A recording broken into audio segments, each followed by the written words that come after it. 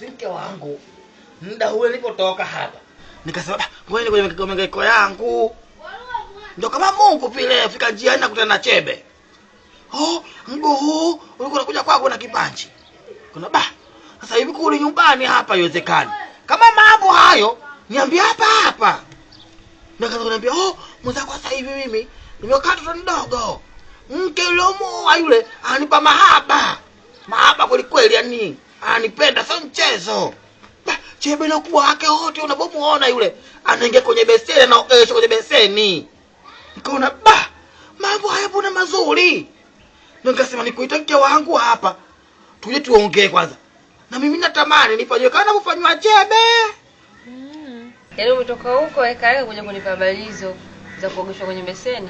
Sijui mambo anaopewa Chebe, sio ndio uje kuniambia mimi nikufanyia. Kwa mimi sikufanyii mahaba hapa nyumbani. Sikuonyeshi mapenzi, si ndio hivyo? Sio kuogeshwa kwenye beseni, Chebe anapewa mahaba. Hayo mahaba hayo. Yaani mtoto akitanga yule mahaba ni hayo mahaba ya ukweli kabisa anafanyiwa. Chebe yule saa 6 ya mchana narudi nyumbani kwake. Chebe kuja saa 6 ya mchana yule. Na kauli kwa hapa natoka kazini, lakini kapendeza, safi kapendeza. Sasa baba anatoka aenda ofisini vile. Kama rudi kazini muda huo. Niko na kweli mke huyu anajali mumewe huyu. Yaani kurudi saa 6 ya mchana ndio unaona raha. Yaani kwamba yani ameacha kufanya kazi anarudi nyumbani saa 6 ya mchana kuja kupata nini kuwekwa kwenye beseni. Alafu hivi mimi Chebe ndio simjui vizuri Yaani unaona mimi mgeni nimekuja jana hapa. Au leo ndo saa hizi nimefika hapa, yani simjui vizuri Chebe. Chebe huo usafi na uzuri kautolea wapi? Mbona uzungumzia wewe? Sio hivyo mke wangu. Yaani mipa natamani na wewe ubadilike. Uniogeshe kwenye beseni kama unapogeshwa Chebe vile. Naona dogo kwa mimi sina mahaba, si ndio? Sasa nisikize nikwambie. Nenda kamwambie Chebe akupeleke huko Tanga alikoa.